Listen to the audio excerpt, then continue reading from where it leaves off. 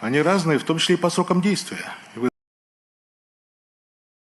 знаете, что Черноморская инициатива, то, что принято обычно называть зерновой сделкой, она была сделана на 120 дней с последующим автоматическим продлением, если стороны, а это Украина, Россия, Турция, ну, при свидетельстве и активном, позитивном посредничестве ООН, не будут возражать. Автоматическое продление без возражения, если каковое может поступить со стороны одной из сторон. И второй меморандум, это меморандум подписан на 3 года. Меморандум Российский секретаря ООН. Он подписан на 3 года, и если кто-то хочет его остановить, а кто-то, это значит 2 стороны, Россия и секретарь ООН, то об этом должно пойти уведомление за 3 месяца. Отсюда и появились 90 дней, которые тоже в последнее время, я смотрю, загуляли по различным средствам другими сторонами на протяжении года. И вот пакет это важно, потому что они как бы взаимосвязаны. И вы помните то, что предшествовало заключению этих договоренностей в июле прошлого года. Я скажу, прямо это был приезд генсекретаря ООН Гутерреша и его беседа с Владимиром Владимировичем Путиным. Как раз идея вот этого пакета именно тогда обсуждалась. И не только это обсуждалось, но и закладывались главные установки, для чего все это делается. А делалось это для того... We have made intensive consultations with the United Nations and many other parties over the last year. The package is very important because these documents are interconnected, and you remember what was before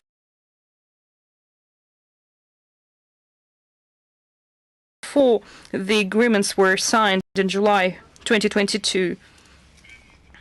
I can see that this is the visit of Antonio Guterres, Secretary General of the United Nations, and his negotiations with Vladimir Putin. The very idea of the package deal was discussed by them. And they have also discussed the major principles, the major ideas for why we're doing that. In our understanding, we did that to help poor countries, countries of Global South, to survive and to ensure their food security, to live through winter, spring and summer. And it was really important. It was all taking place and during that period many packages of sanctions were imposed in Russia. 5 packages of sanctions were adopted by the European Union.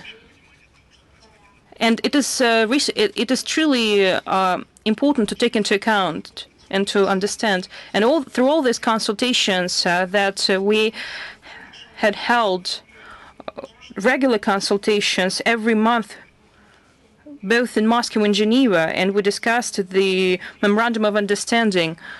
The Russian delegation and the special working group of the United Nations, including from the UNCTAD, which was led by Rebecca Greenspan, Secretary General of UNCTAD, and on the other part, we've discussed another part of the agreement, which was about Black Sea Green Initiative. It was led by Martin Griffiths, and Secretary General for Humanitarian Affairs and Emergency Relief Coordinator. So we've discussed all the details, and we have always said that we appreciate the efforts taken by the UN team. At the same time, all over this month, that we told them that we need results, but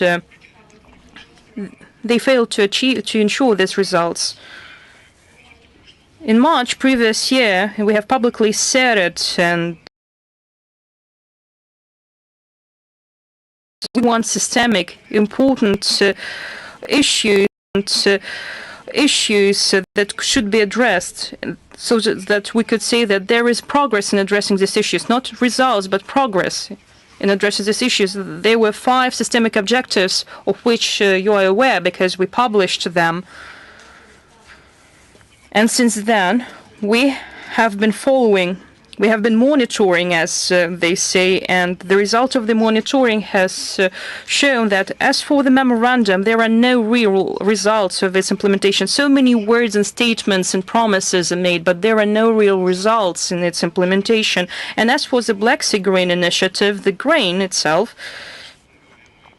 well, we can say that we have always said, and I'm going to reiterate that again, there are some excesses. It was seen as a good cause, honorable cause, but as a result, we see that the great proportion of grain was sent to European countries. I'm talking about Ukrainian grains. In the past year, from 3 ports, 32,856,000 metric tons of grains, fodder corn, were exported. And a large part was delivered to the European Union. Developed countries have no issues with food security. And there are 5 major countries. 5 major countries received grains through the World Food Program of the United Nations. And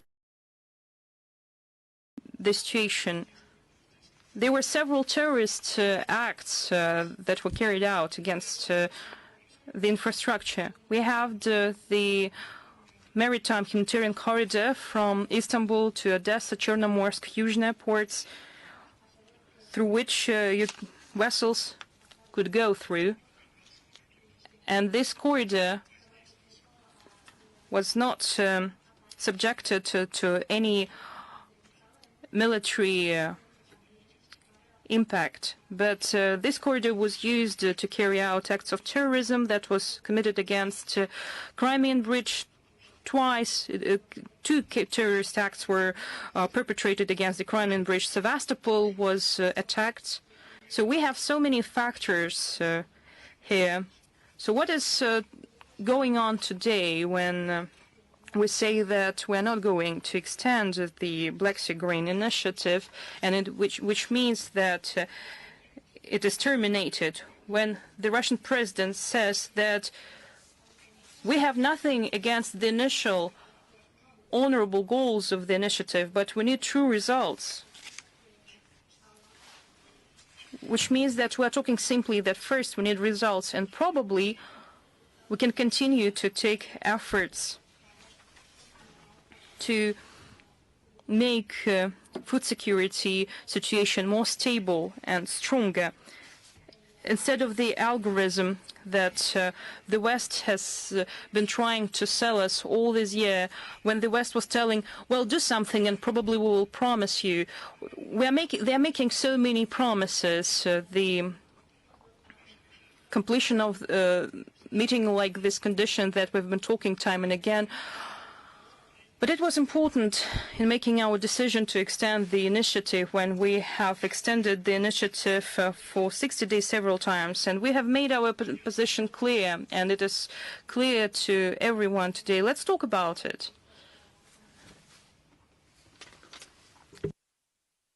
Спасибо, Sergei. Thank you, Mr. Vershinin. Your introductory remarks were not brief, but actually detailed, and they have put the start in our discussions. I would like to remind our journalists to stick to the topic of the briefing.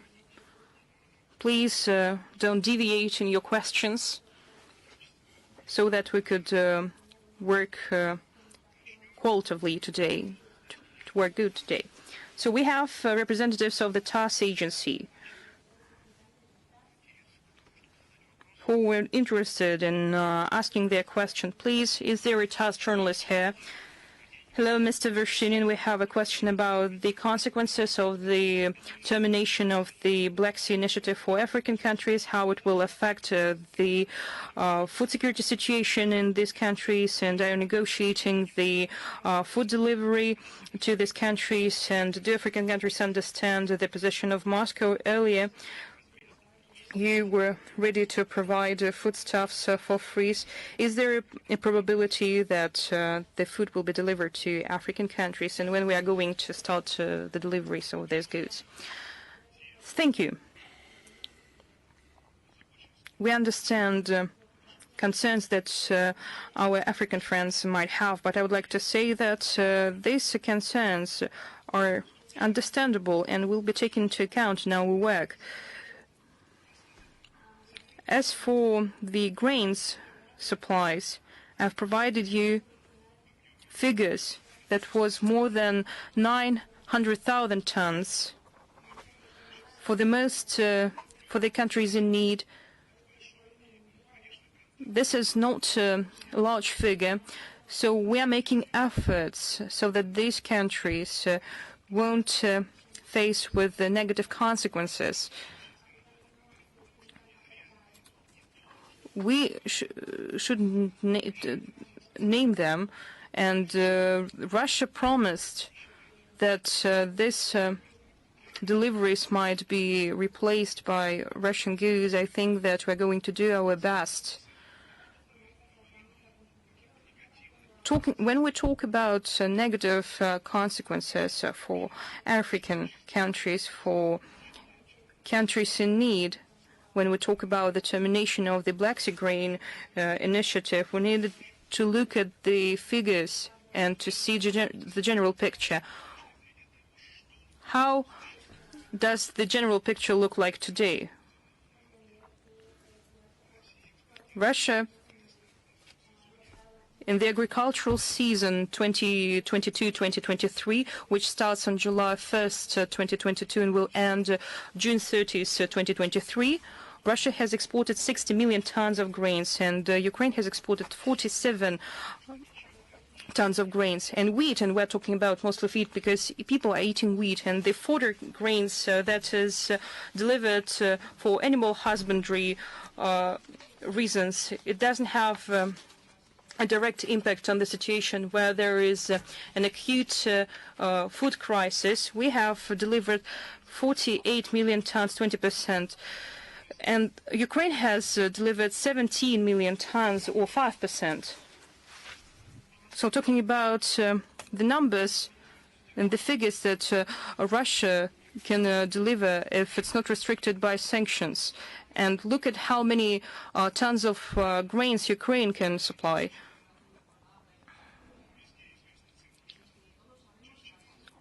We have always hear that 32 million metric tons of food commodities have been exported from Ukraine.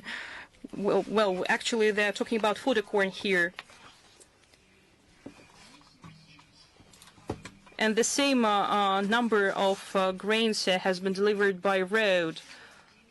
So this is what is actively distributed by European countries, the so-called solidarity lanes, 32 million tons of grains. So in that sense, it is understandable that the maritime corridor is cheaper, but an opportunity to go by road to cross borders, this opportunity still exists. But on the other hand, you see that certain Eastern European countries were discontent about the fact that they receive cheap Ukrainian grains because these grains have no tariffs due to political reasons, and local food producers were unhappy about that, and that should also be taken into account. I would like to say that countries in need in their contacts with Russia in the upcoming Russia-Africa summit will receive all the necessary assurances as for the needs in deliveries of grains and foodstuffs. Serbian newspaper, Evening News.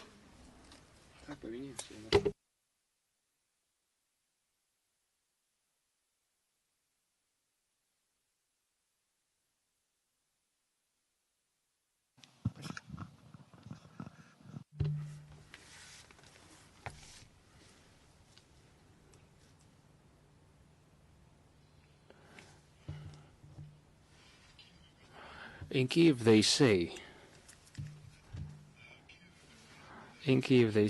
that they can change the route of transportation of their grain to make it pass through Romania and Bulgaria. Can you comment on potential implications? The transportation will be through territorial waters of these states. Indeed, we had these reports that there is a potential transportation of grain through territorial waters of neighboring states down to Turkey. But the reports are very controversial. Clearly, some of these waters are shallow, hence they may cause issues with the transportation, and these waters, these routes cannot host large bulkers, dry bulk carriers for grain transportation. Anyway, it is an option that we do take into account. As I have previously mentioned, while referring to the transportation of grain through land, we do have this option. We take it into consideration.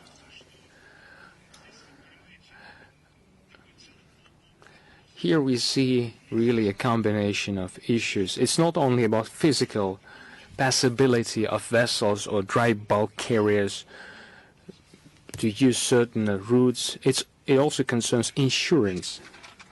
Since we discuss commercial operations, extreme freights, reinsurance, all these aspects affect the feasibility of the route in general. We have said our cease of the participation in the Black Sea Grain Initiative means that we cancel our guarantees too. We saw reports about mine hazard, about floating mines surfacing after earthquakes or many other factors, mines that surround Ukrainian ports. These factors influence the decision taken by those who are willing to insure grain experts. I'm gratified to see several TV channels today. Let us give the floor to Channel 1 Время show. If you are with us, you have the floor.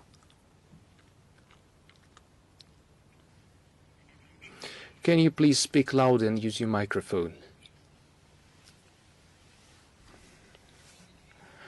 A lot has been said about Russia providing African countries in a different way. Can you discuss additional routes? Whether this is a well-developed topic, another question. What is the take of the MFA on the position of the EU diplomats continuously discussing only one portion of the initiative, whereas keeping silence about the comprehensive nature of it? It sounds really, to me, indecent. As far as the routes are concerned,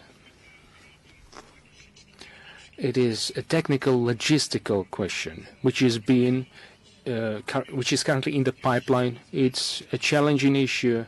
Our free-of-charge supplies of fertilizers that we managed to provide to African countries, they did take a lot of time to agree upon this, but at least we did carry out 2 shipments. As for the access to African countries, we had very serious discussions, and we are still having them as far as the delivery of Russian cargoes, Russian grain is concerned. As for the second part of the question, let me reply in the following way. A year ago, on the 22nd of July, we concluded the Istanbul agreements, which followed by an attempt to reflect this in the UN Security Council. Back then, in July and later in November, when the first rollover for 120 days took place, Certainly, you do follow the developments in the Security Council, but none of this was adopted for a simple reason. Western countries, they saluted the Black Sea Grain Initiative about the exportation of the Ukrainian grain, but they never wanted to salute the Russian part of the package deal. Moreover, they never wanted to mention this. It is the finalized document that was submitted by them, but it was phased out eventually. It is the clear case of double morals, lack of recognition of the document that was signed between the Russian Federation and the UN Secretariat, illustrating the need to lift restrictions from Russia's agricultural exports as well as exported fertilizers, which is a painful thing. As for the general attitude of European capitals to all this, there have been 5 sanction packages. They concerned different aspects, but the nature of them, the ongoing spiraling of aggression in terms of sanctions, is countering our efforts. By way of extension, the UN team and the UN Secretary General, they sought to make an obvious thing, as we have seen and heard every statement, that Russia's agricultural exports and fertilizer exports are sanction exempt. There are multiple illustrations. I did take notes personally. The statements have been made by the Secretary of State of the United States and also representatives of the European Commission from various levels of the European Union. They claim that they are not under sanctions. Serious people understand that one may talk, but to do practically is a different thing. And judging by what we saw, this theory has never been backed by practice. I mean, the words uttered by European and American representatives, it turns out they speak one thing, they never do it. As for the UN's efforts to ensure some sort of exemption for Russia's agricultural exports of fertilizers, these efforts never worked because the mechanism never worked. Statements were one thing, actual life was totally different, thus giving rise to our concerns. Our response is reasonable in this regard. The issue of double morals, although it might be a common phrase, life itself draws our attention to this. Today, we heard a new statement by the UN Secretary General about the retribution strikes on Odessa. He condemned these strikes, claiming it deals damage to food security. I believe, however, that strikes on facilities that were preparing acts of terrorism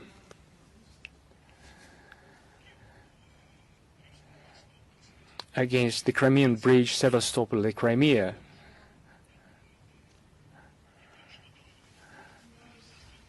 I think it isn't something worth condemnation. It's double morals that deserve condemnation. The approach when acts of terrorism against the Crimea, Sevastopol, the Crimean bridge provoked no response from the UN Secretariat. And now discussing the impediments to food security without me seeing any feedback on the sabotage against the ammonia pipeline on the 5th of June on the Ukrainian controlled territory. I saw no feedback, no judgment of this, which immediately concerns food security more than grain does. It's ammonia pipeline that can supply 2 million tons of ammonia. It is raw material for a lot of fertilizers. According to our calculations, the fertilizers would suffice to feed 45 million people. So does it matter or not?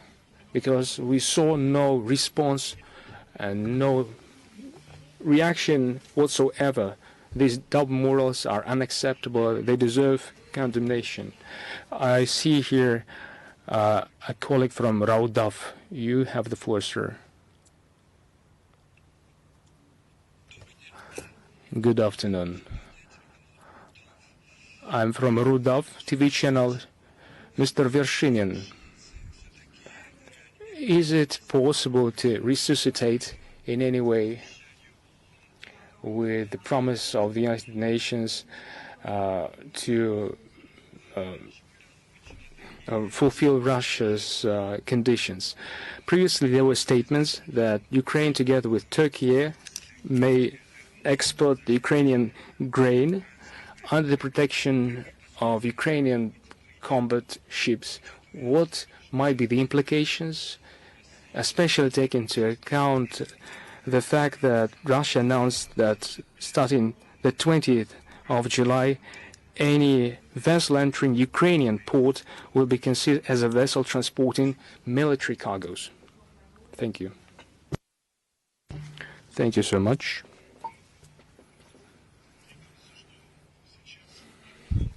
I think the formula mentioned by the President of Russia, the fulfillment of Russia's legitimate requirements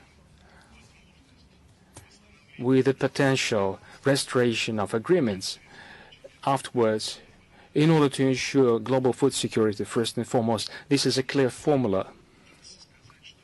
What I wanted to say, the only thing we received throughout the year were promises, and in exchange specific decisions from our side were required. Let's take April. Back then, we received a proposal of the UN Secretary General. It also concerned extension. They suggested that we extend right away. In exchange, we will consider, they claimed, options regarding the ammonia pipeline.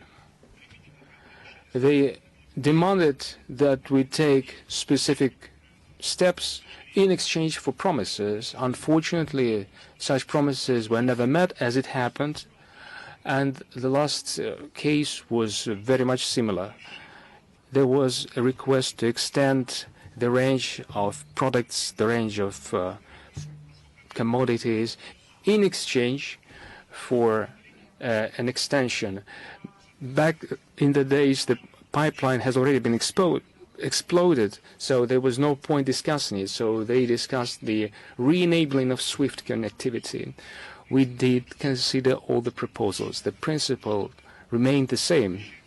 They wanted exchange their promises for a specific decision to be taken immediately. And what we see, such promises cannot even be kept. Our president made it perfectly clear. Please do comply with our conditions, which are 5 conditions. They're simple. And afterwards, we may continue our cooperation. But upon seeing the results, first and foremost. And your second question was?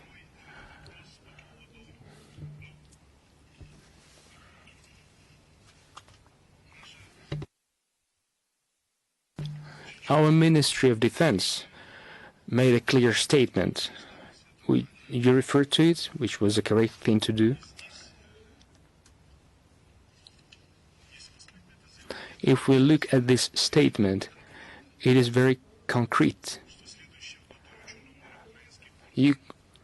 Vessels moving to Ukrainian ports will be potentially considered as military vessels involved in a military conflict on the side of the Ukrainian conflict. The countries under whose flag the vessels are, we need to ascertain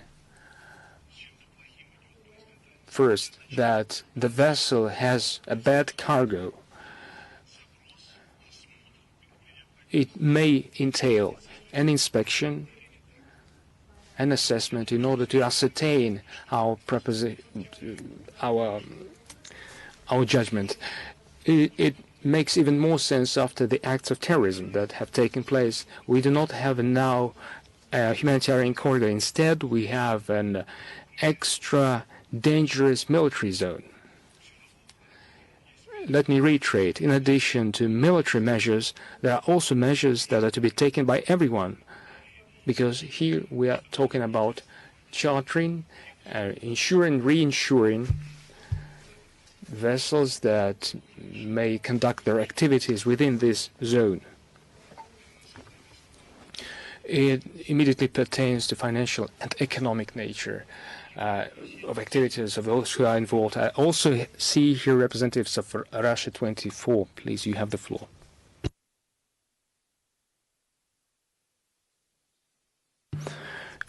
I will try to do my best. Good afternoon, Mr. Vershinin. It's not only promises that we receive from the West, from Washington, from Brussels. Immediately after we announced that we withdraw from the Black Sea Grain Initiative, and after announcing our deadline on the Russia-UN memorandum, they said not only are we jeopardizing the global food security, we're also shaping global hunger. Without referring to your previously mentioned figures, will there be any response from the Russian MFA with regard to such ungrounded accusations? Of course, we will give a response, and we have given such responses in the past, building on figures, building on cold analysis of the context, because we saw the destinations and sources of flows.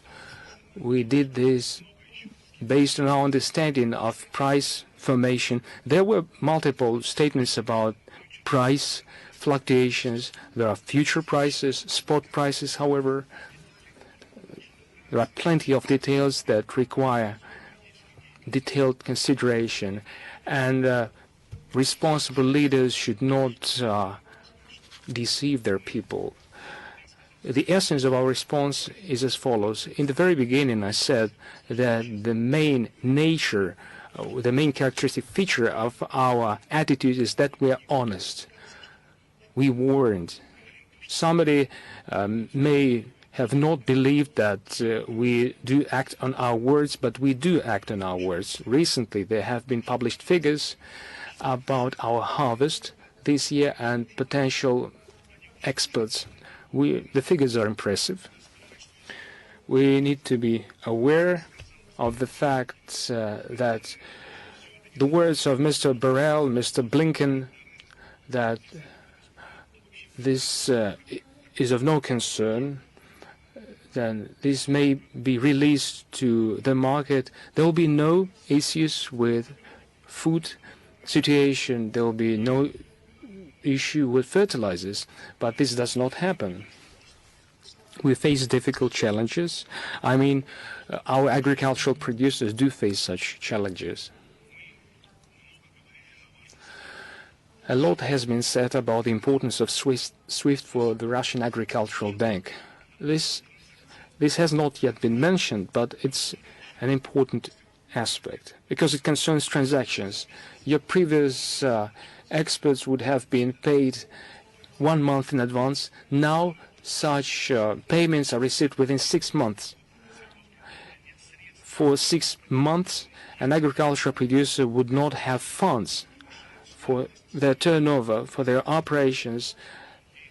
This results in the growth of their products and the cost efficiency, as was reported by the minister during the report to the president. The cost efficiency of producers does fall, and this follows from the legitimate sanctions imposed on us. They say no sanctions have been imposed on agriculture exports and fertilizers. In fact, there are.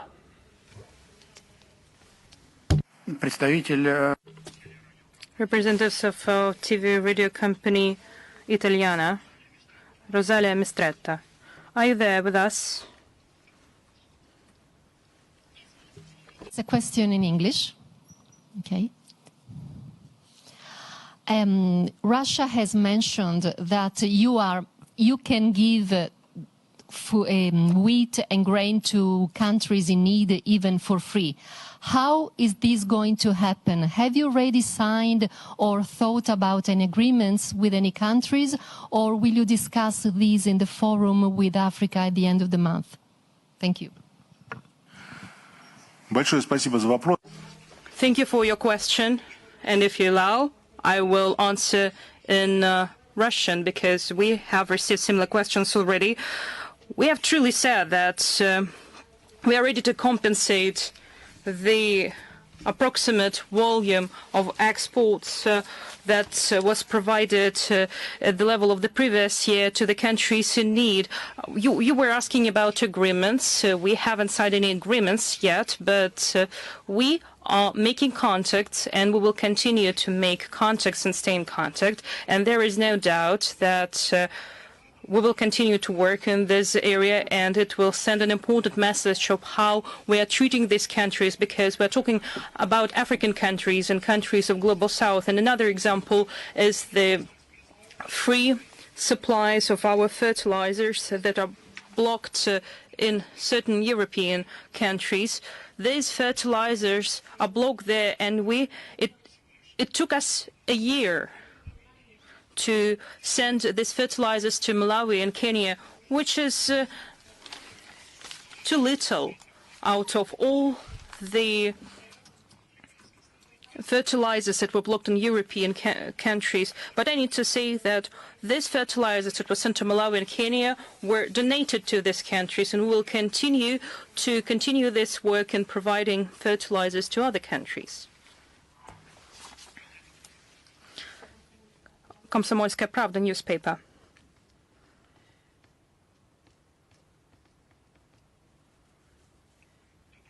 Hello. Can we say that in the near future a new grain deal will be signed between Russia and Turkey this time?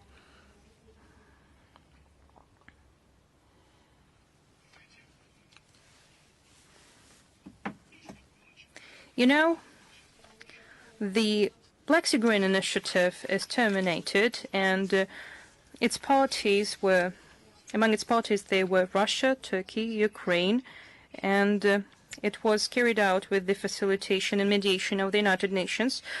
The format proposed by you is possible after the conditions that were put forward by the Russian president are met. If these conditions are met, we are ready to consider different variants and options for continuing the import of fertilizers and grains to the global markets. We maintain a closer traditional interaction with Turkey, and we are contacting with Turkey about the question of what should we do about this situation. Tele-radio company Al Jazeera, are you there with us?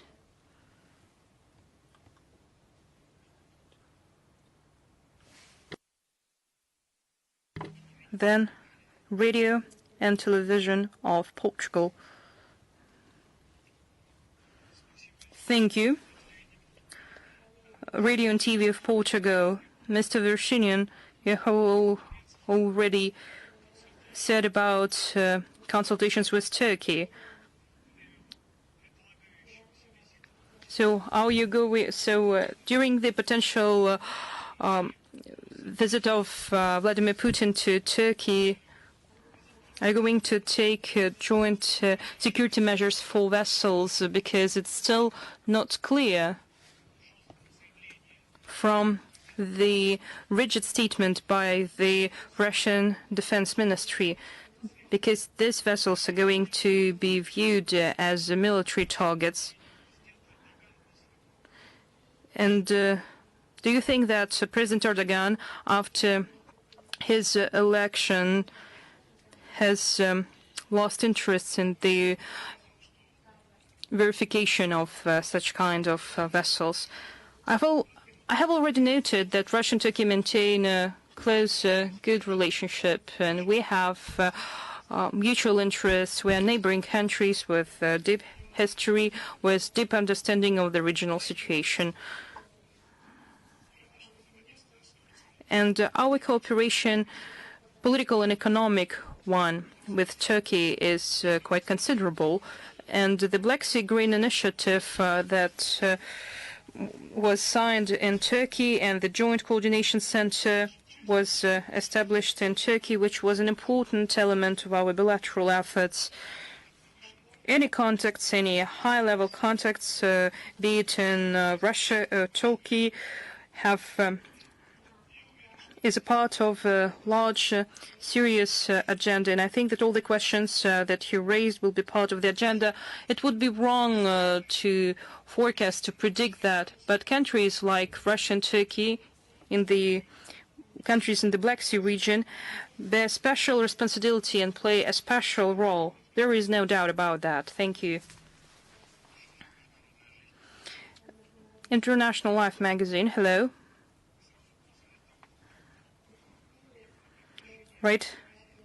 After Russia has announced its pullout of the Black Sea Green Initiative, Zelensky and Foreign Minister Kuleba made rigid statements that will go without Russia. So what's your response to that?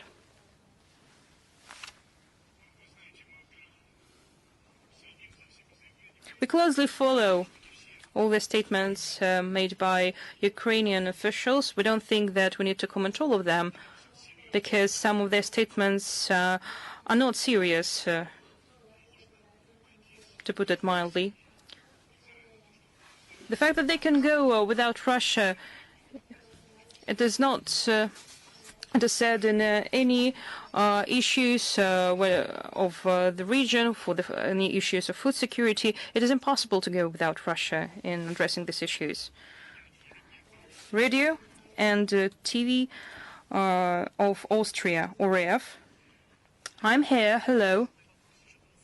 My question was already asked about the Green Initiative, but I have another question about acute economic topic. Recently, the foreign shares of Carlsberg and Danone companies were nationalized, and many Austrian companies are still staying in Russia and want to stay in Russia. And are they going to face with the same destiny? Well, it has nothing to do with grain.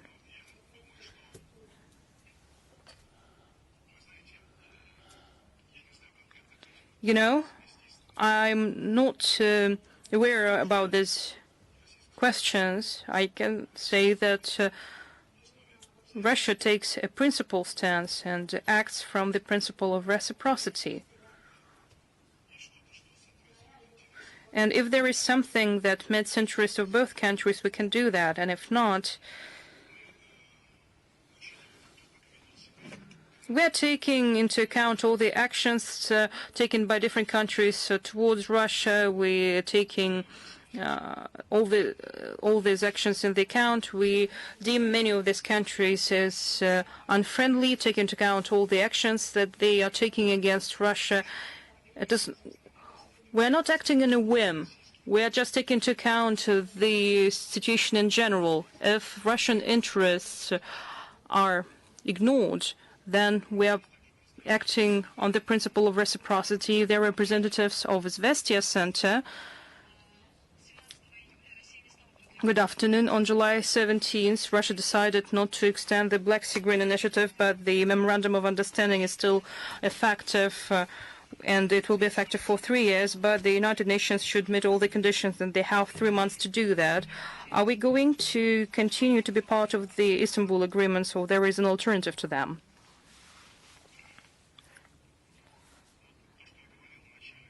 That's what I said in the beginning. We have a lot of misunderstanding as for the package Istanbul agreements, because Istanbul agreements, as I call them, there are 2 parts. There are 2 packages. There is an agreement between Ukrainian agreement and agreement between Russia and United Nations, and the Black Sea Grain Initiative was terminated on July 17th, because we were talking about a 120-day extension. It can be extended or not extended if there is no agreement, and we're talking about Russia here, then the initiative cannot be extended and is terminated. Russia is a part of the memorandum of understanding which it signed with the Secretariat of the United Nations. It was signed and it is effective for 3 years. So we are saying that it will be effective for some time. This agreement says that it is valid for 3 years, and it is terminated that if one country expresses that it desires no more to be part of the document. We haven't received any notification from the United Nations that they want to withdraw from the document, and we haven't sent such a notification ourselves, so this memorandum is valid. In the recent statement of the UN Secretary General, it says that memorandum is part of a package, so it might be terminated, but formally the United Nations hasn't taken any steps to terminate the memorandum, so memorandum is still valid as it is. And I'm going back to the strikes against Odessa, when Secretary General has condemned these attacks.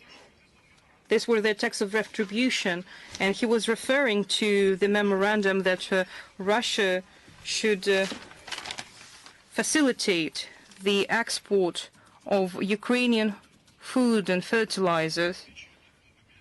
But they're talking about ammonia, but ammonia is produced by Russia. At the same time, we shouldn't forget that in this memorandum, which is its core element is ammonia, and in this memorandum, ammonia is mentioned 7 times. But it took a year to do something with ammonia, yet we failed to do so. The UN Secretary General hasn't made any comments and evaluations how bad it is, how negative it is for the food security. He hasn't made any comments like that. I would like to draw your attention to that fact, because it is unacceptable to make double standards in evaluating one of those events or documents. I would like to give the floor to the Turkish media, Anadolu Agency.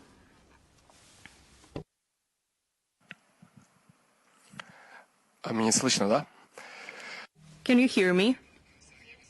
Thank you, Mr. Vershinin. You have talked about it already, but I think that you can share more details with us. Do you plan any other options of exporting Russian grains and fertilizers? And do you have any negotiations with other countries on the alternative option to the grain deal? Thank you. If I understood you correctly, you were talking about the export of Russian grains and fertilizers. Well, the process is ongoing, but is not covered by the Black Sea Grain Initiative. The Russian grains is not exported through the maritime humanitarian corridor. Only Ukrainian grains were exported through that corridor. That's why there is a great potential for the export of Russian grains, and we have good yield over the last 2 years, and we are making contacts and we are having negotiations and enter into contracts with regard to that question. But since sanctions were not lifted, it is a serious obstacle to our work, because it increases costs, and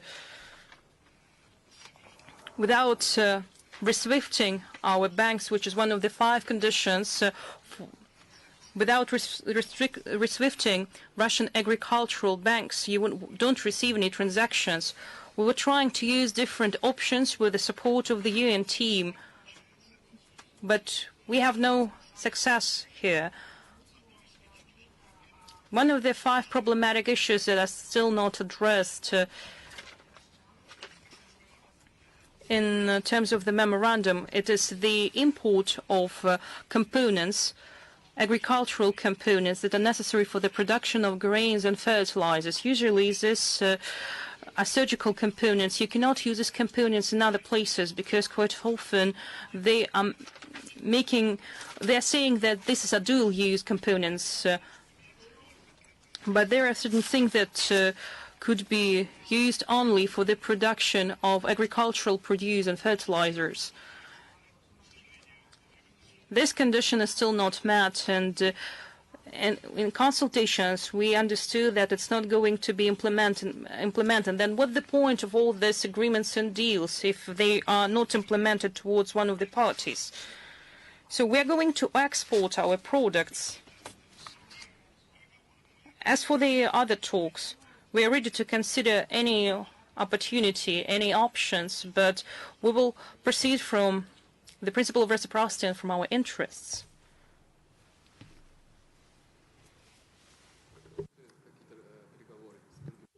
Off the mic.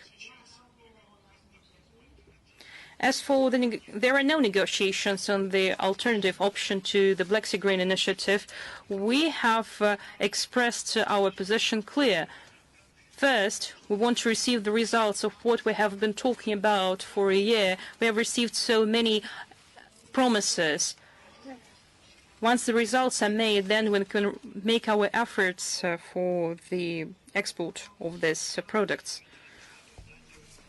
Uraru, please. The floor is yours.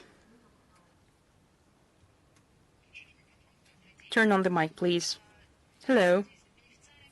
Beneficiaries of the Green Deal were Turkey and China, and Erdogan acted as a guarantor. At the same time, President Zelensky said that in the night on July 19th, Russia has destroyed in the port of Odessa 60,000 tons of grains for China. How it can affect the relationship between Russia and Turkey and relationship between Russia and China.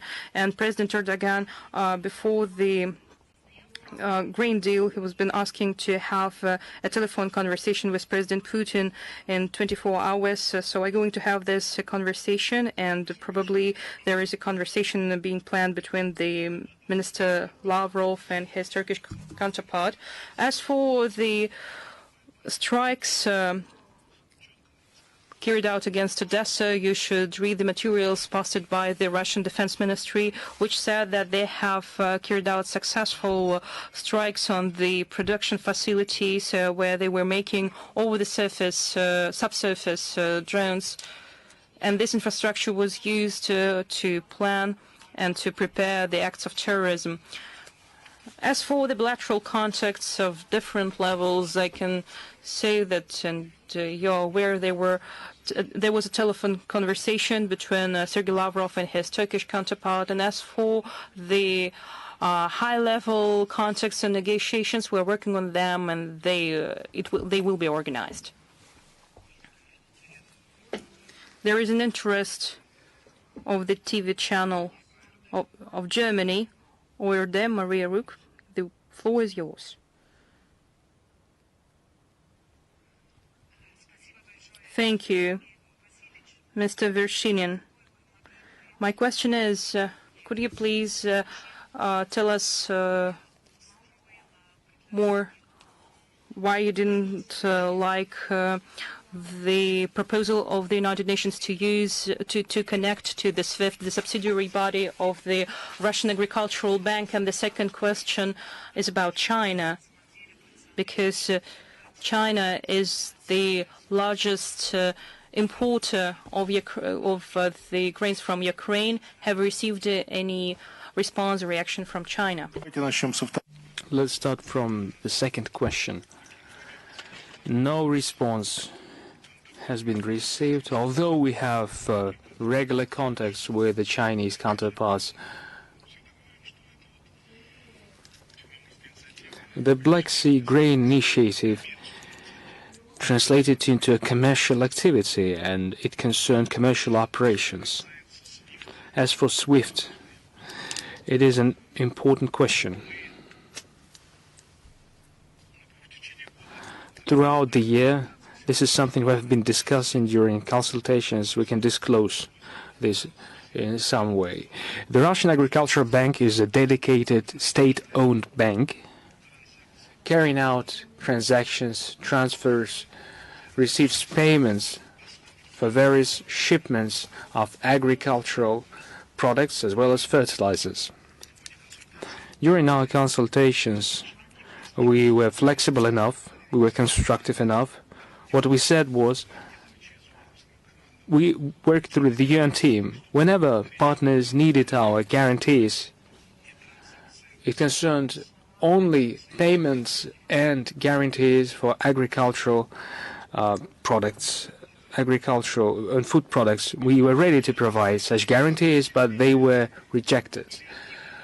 We wanted to provide palliative measures, so to speak, but they didn't work. And the recent proposal of the UN task force was reiterated in the UN Secretary General message to come up with a subsidiary of the Russian Agricultural Bank in Luxembourg. The result is as follows. There is an affiliated branch in Luxembourg owned by the Russian Agricultural Bank. It terminates activities in October. It does not have the capacity for payments. To establish a dedicated subsidiary is a serious challenge. It will take a lot of investments, a lot of time. And it effectively means if we take this road, we need to hire lawyers, transfer money, especially when we face restrictions imposed on Russian banks, which means they are incapable of paying in currency, incapable of hiring lawyers, incapable of carrying out transfers to pay for all these actions, and every stage would also require a permission. During normal times, this procedure, and by the way, I investigated the issue, a normal procedure would take 6 months. In the times like this, it is totally unclear how many months or even years that would take.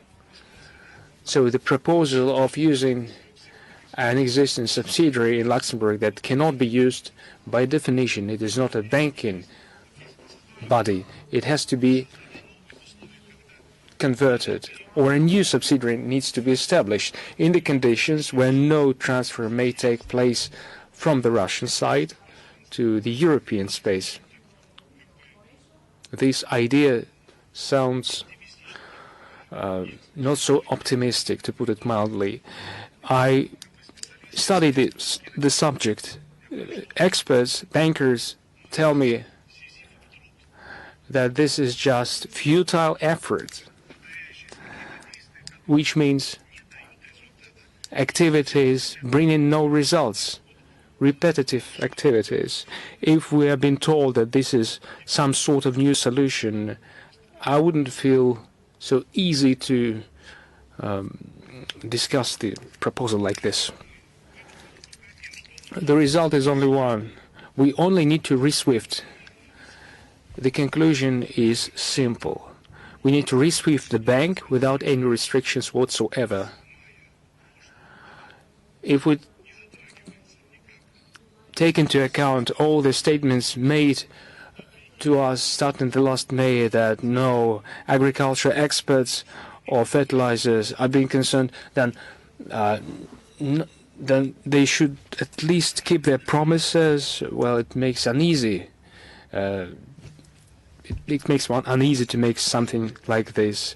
Lendaru, If you allow two questions from my side, the first one concerns statements from Ukraine that they allegedly received assurances from Turkey that their armed forces are to accompany grain vessels from Ukrainian ports should Russia withdraw from the Black Sea Grain Initiative. Did you discuss the aspects with Ankara? Were there any guarantees from them? And previously, the UN Secretary General Guterres quoted his message to the Russian leader and he said that in addition to the agreement with the European Commission, the reswifting of a subsidiary, the United Nations have also managed to unfreeze 70% of assets of Russian fertilizer producers and also reducing import tariffs. Do you support this assessment of the progress according to the United Nations with regard to the memorandum between Russia and the UN? Thank you. As far as the accompaniment of vessels by ships, we need to refer to sources. We haven't discussed this issue, but in our mind, this is a dangerous and unfeasible option. As for the statements from the United Nations, this is something that we have been discussing for quite a while. One of these 5 problematic conditions or aspects that need to be addressed that we formulated back in March, they did include the unfreezing of assets. They are frozen indeed. Let me reformulate it like this. The UN claims there is an unfreezing of some percentage of assets. It means effectively that they have unfrozen assets that were sent to Western capitals for previously provided services by their businesses, and the businesses never had access to their own assets, which is tantamount to unilateral unfreezing. And the same is true with the assets for supplying free of charge fertilizers to African countries. Do you know what I mean? It is a totally different thing. And the last question was 70%. This unfreezing aspect was this. What was the other question you have asked? There allegedly have been agreements to reduce the insurance rates and freight rates. This isn't something I can confirm. All the ports have been of the Russian Federation have been declared a war zone. This is true not only for the Black Sea ports, but it's also for the northern ports as well, which ultimately means the increase of insurance rates. So much so as to make it prohibitive for any financial operations. I cannot confirm this statement. Our approach is classical. Whenever we are told that this or that thing can be done, we test it. In a simple way, we contact Russian economic operators, vessel owners, insurers, and they provide us with multiple messages like entry a port, decline, entry a port, decline, without any formalities or ceremonial courtesies. It works as simple as that. It has been over an hour that we are sitting here, so let us come to a conclusion, and let me now give the floor to the NPR of the United States, Charles Maines. You have the floor, sir. Thank you so much. Mr. Vershinin, you have said a lot about the difference in results. Was there any? You have said a lot about differences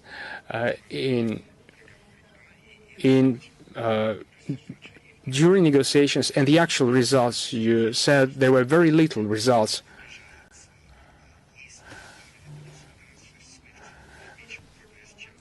For instance, SWIFT, there was less progress compared to the one claimed by Mr. Guterres. And the second question, while we are waiting, while we are approaching results, is there still a mechanism for contacting the United Nations? You said you're staying in touch with African leaders. Is there any plan of action to do the same with Africa? Are we still waiting? You have noted very correctly when we formulated 5 problematic issues in March, including ammonia, reswifting or swifting, spare parts, unfreezing, and it also included the insurance and entry of our vessels. There were 5 in total. We wanted tangible outcomes, but no tangible outcomes followed. Now we say we need results instead of promises. Like, we promise to you that we continue making our efforts and attaining the results of reswifting. No, it will not work like this. Let us reswift now. Let's make it frank and honest. And our position is very frank and honest. My stand is like this.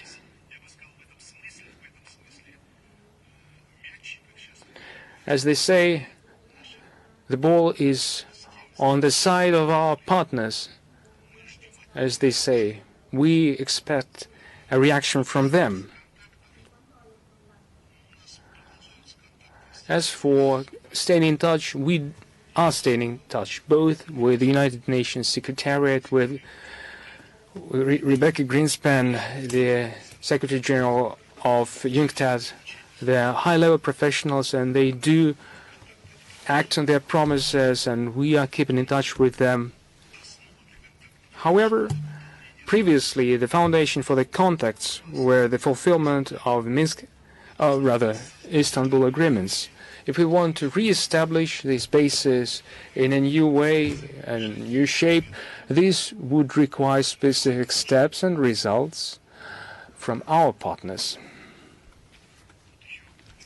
And the last finalizing question, please introduce yourself. Thank you so much. The Turkish news.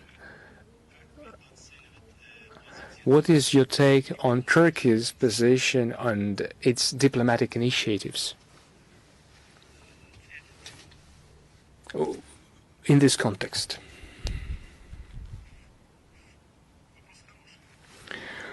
You have raised a good question. It can be answered in a simple way, which means I have positive take on this, or I can elaborate on this. Through my communications with my colleagues, with reference to Moscow and Ankara. Based on this, I can say that I highly appreciate the knowledge, expertise, and skills of my Turkish counterparts. We inevitably must continue cooperating in order to attain results that would be beneficial both for Russia, Turkey, as well as the regional stability, and it will be a contribution to the global stability too. Thank you.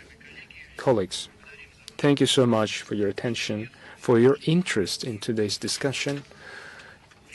Looking forward to seeing you at the briefings of the Russian MFA spokesperson, Maria Zakharova, and also at the briefings organized by the press center of the MFA of Russia. And we thank Mr. Vershinin for taking so many notable questions, and I hope that we did cover the most of them. Thank you. It was our intention. See you next time.